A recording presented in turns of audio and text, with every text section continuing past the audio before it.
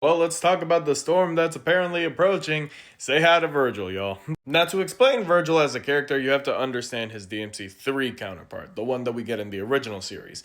Virgil is a very, very, very strong willed person. This man does not take anybody's shit. If you try to even correct him on the fact that he's a half breed, a hybrid, he will off you immediately. But there's one person that he does respect, and that is his father, Sparta. You see, in the main series, Virgil has an inferiority complex. This stems from the fact that during the Night of the Fire, when his house burned down, he wasn't able to protect anyone.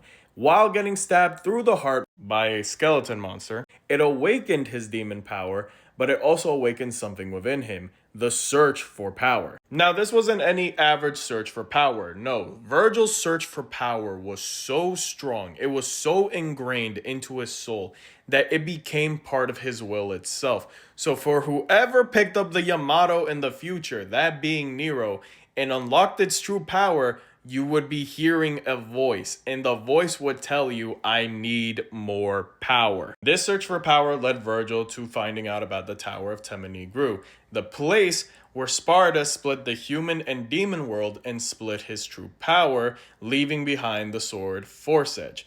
But for it to awaken the true power of Sparta, you would need both sides of the amulet that Sparta gave to Dante and Virgil. This then leads to the events of DMC3, where Dante and Virgil fight. At the end, where Virgil loses, Virgil clings onto his amulet instead of giving it to Dante because he says that this also belongs to a son of Sparta. As he starts descending into hell, he then finds Mundus, and him and Mundus fight, leading into Virgil's defeat. And with the defeat at the hands of Mundus, Virgil gets turned into Nello Angelo, and that's when Virgil's nightmares truly begin. But you see, in the anime, it differs, because instead of Virgil going for a search of power after the Night of the Fire, it seems that Mundus somewhat adopted him after the Night of the Fire.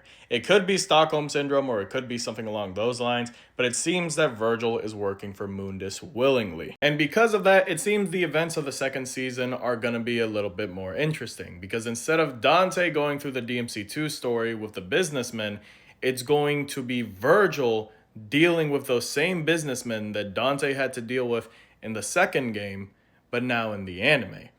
Now, I'm kind of more excited to see this because we barely really get anything on Virgil in the games. We usually just get to see Dante's perspective, and whenever you get to play as Virgil, you just run through the same story as Virgil.